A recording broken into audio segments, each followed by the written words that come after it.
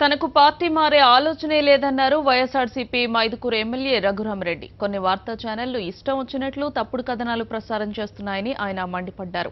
ఆధారాలు లేకుండా అవాస్తవాలు ప్రచారం చేయడం తగదన్నారు. పార్టీ ఫిరాయింపులను ఆయన ఖండించారు.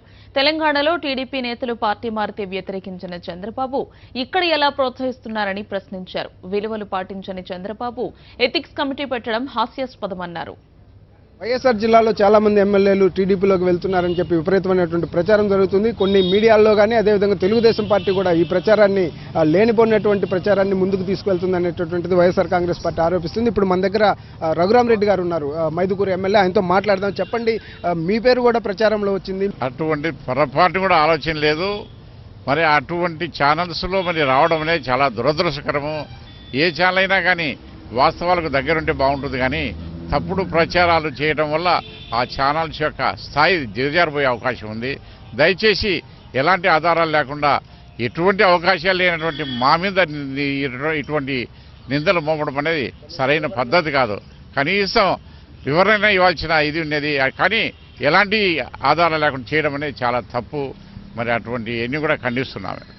మనం చూస్తున్నాం, ఈరోజు జగన్మోహన్ రెడ్డి గారి పర్యటన కూడా ఉంది. ఎమ్మెల్యేలందరూ కూడా జగన్మోహన్ రెడ్డి గారు అమ్మటే ఉన్నారు. కానీ విపరీతమైనటువంటి ప్రచారము, కొంతమందిని ప్రలోభ పెట్టి వేరే విధంగా పార్టీలో కూడా జయరాములు లాంటి వాళ్ళని తీసుకున్నటువంటి దాని మీద మీ అభిప్రాయం? టీడీపీ చేస్తున్నటువంటి జంపింగ్ల వ్యవహారాన్ని మీరు ఏ విధంగా భావిస్తారు? బట్ ఒక పార్టీ ద్వారా ఎన్నుకోబడినటువంటి శాసనసభ్యులు మరి వేరే పార్టీ వాళ్ళు పిలవడం అనేది తప్పు అసలుకు.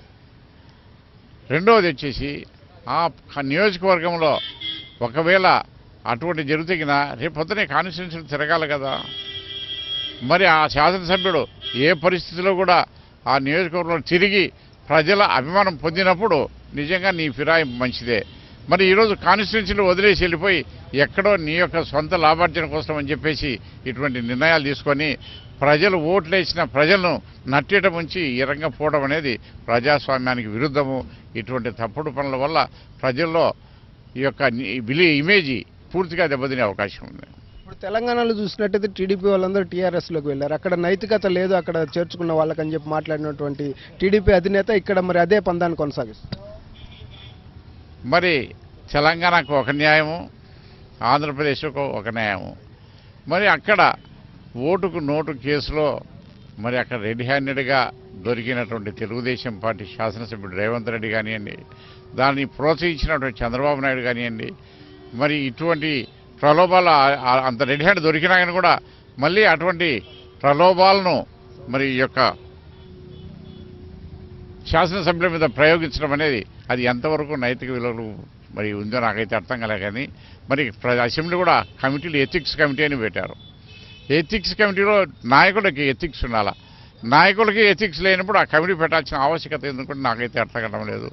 ఏది ఏమైనా కానీ ఖచ్చితంగా ఇటువంటి పరిస్థితులు అవసరం లేదు. అసలు ప్రజలు తీర్పు ఇచ్చారు, ప్రభుత్వం ఏర్పాటు చేసుకున్నారు. మరి ఈ శాసనసభ్యుల వల్ల మీరు ఆకర్షించే విధంగా మరి చేయడం అనేది చాలా తప్పుడు. ప్రభుత్వం తీసుకునే ఈ యొక్క నాయకుడు తీసుకునే నిర్ణయం అని చెప్పేసి ఖచ్చితంగా ఇటువంటి సాంప్రదాయం మంచిది కాదని చెప్పేసి ఖండిస్తున్నాం.